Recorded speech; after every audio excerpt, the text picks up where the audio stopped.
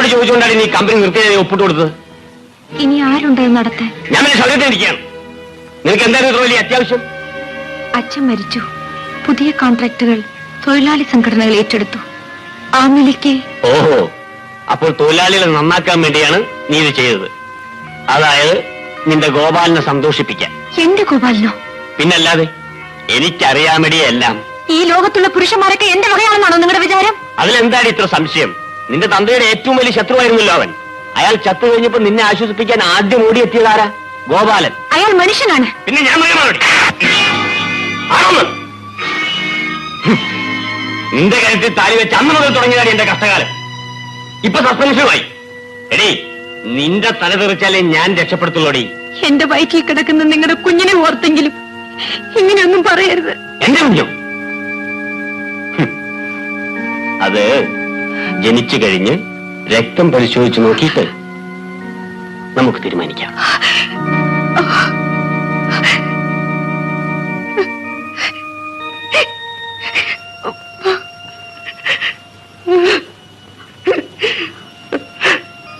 മോനെ, അറിയാതെ മോനെ, ഇങ്ങോട്ട് വരുത്തി വെച്ച വിനയാ. അച്ഛനെ രക്ഷപ്പെടുത്താൻ നീ ശ്രമിച്ചു. ആരും രക്ഷപ്പെട്ടില്ല. നീയും. ഇല്ല ചിറ്റമ്മേ, ഈ മനുഷ്യനെ ഞാൻ തിരുത്തിയെടുക്കും. ഇല്ലെങ്കിൽ ഞാൻ മരിക്കും.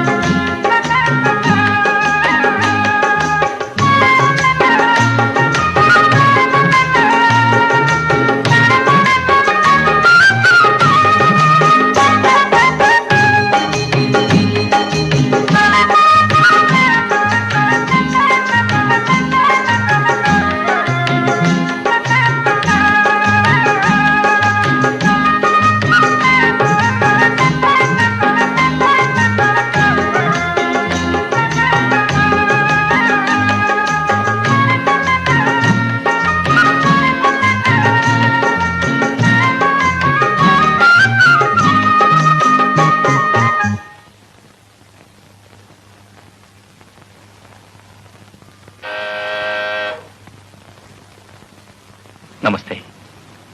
ദാസാറില്ലേ? ഇല്ലല്ലോ, പുറത്തു പോയിരിക്കുക. ഓഹോ, ഞങ്ങളുടെ വർക്ക് പൂർത്തിയായി. ഉദ്ഘാടനം മറ്റന്നാളാണ്. ക്ഷണിക്കാൻ വന്നതായിരിക്കും. അതെ. ഭാര്യയും ഭർത്താവും കൊച്ചമ്മയും വരണം. വാസുകുട്ടമ്പിള്ള സാറാണ് ഞങ്ങളെ ആദ്യമായി ജോലിക്കെടുത്തതും പണി പഠിപ്പിച്ചതും. പക്ഷേ ഇത് കാണാൻ അദ്ദേഹം ഇല്ലാതായിപ്പോയി. ഏതായാലും നിങ്ങൾ എല്ലാ യൂണിയനും ഒന്നിച്ചു ചേർന്നത് കണ്ടിരുന്നെങ്കിൽ തീർച്ചയായും അച്ഛൻ സന്തോഷിച്ചേനെ. ഞങ്ങൾ ഇറങ്ങട്ടെ. അദ്ദേഹത്തോട് ഞങ്ങൾ ക്ഷണിക്കാമെന്ന് വിവരം പറഞ്ഞേക്കും.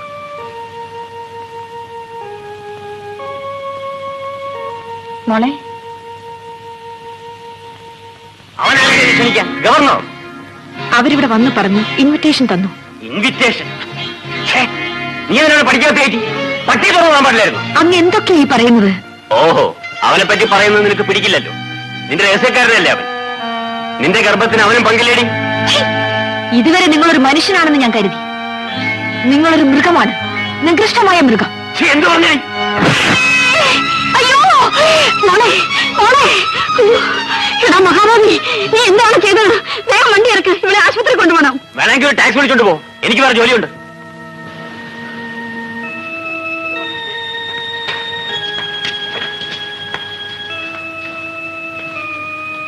ഇതെന്ത് പറ്റിയതാ?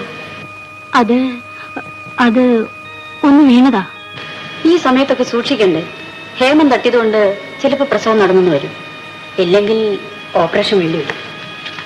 നമ്മുടെ നാട്ടിൽ അണക്കെട്ട് നിർമ്മാണത്തിന്റെ ചരിത്രത്തിൽ നിശ്ചയ സമയത്ത് തീരുന്ന ആദ്യത്തെ വർക്കാണിത്. സാർ ആത്മാർത്ഥമായി സഹകരിക്കുകയും ബുദ്ധിമുട്ടുകയും ചെയ്തുകൊണ്ടാണ് ഇത് സാധിച്ചത്.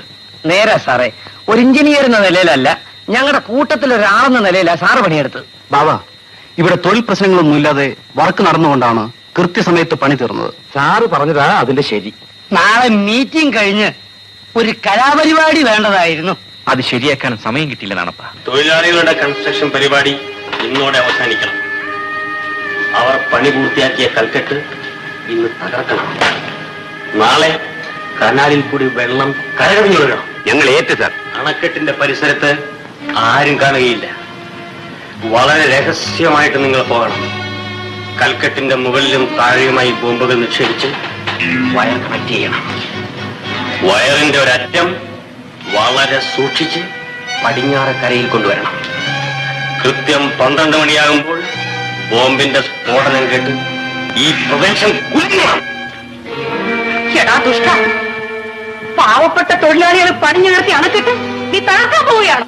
എനിക്ക് ജീവനുണ്ടെങ്കിലും നടക്കില്ല. ഞാൻ ഈ വിവരം പോലീസിനെ അറിയിക്കും. ഇന്ന് രാത്രി തന്നെ നിന്നെ ഞാൻ അകത്താക്കി. ഇവിടെ മുറിയിലിട്ട് കൂട്ട്. അവിടെ കിടന്നവർ ചാവട്ടെ.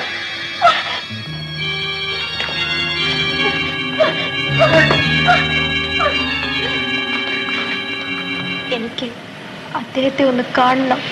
നിന്നെ തനിച്ചാക്കി. ആരെ, ഭവാനിയോ? വരൂ. സ്വന്തം ഒന്ന് കാണണമെന്ന് ദൈവത്തിന്റെ ആശുപത്രി വരെ ഒന്ന് വരൂ.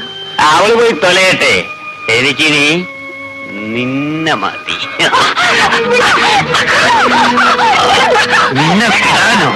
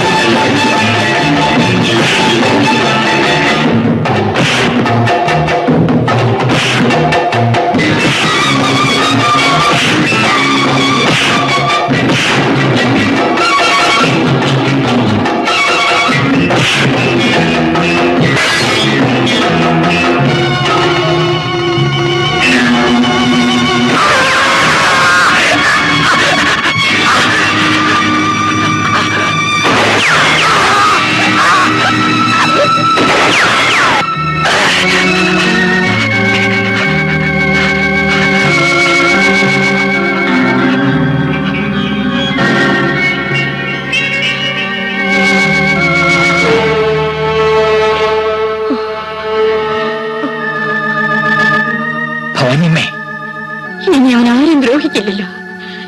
ഞാൻ തൂക്കുമരത്തിൽ കയറിക്കൊള്ളാം. പാടില്ല ഭവാനിയമ്മേ, നിങ്ങളല്ലാതെ സുനന്ദയ്ക്ക് ഇനി ആരുമില്ല. ഈ കൊലപാതകം ഞാൻ ഏറ്റോളാം. ഞാനും നിങ്ങളുമല്ലാതെ മറ്റാരും ഇത് അറിഞ്ഞിട്ടില്ല. പോകൂ, പോകൂ, വിടന്ന് പോകാനാണ് പറഞ്ഞത്. പോകൂ.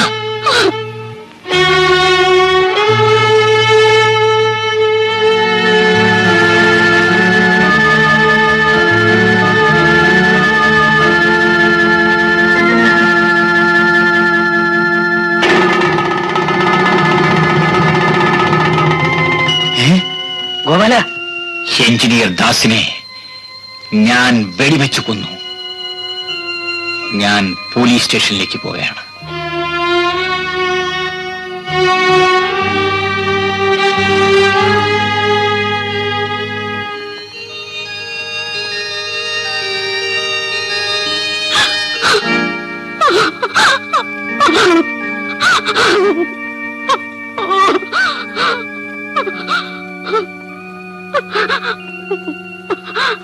നിനക്കൊരു കുഞ്ഞ് ജനിച്ചു.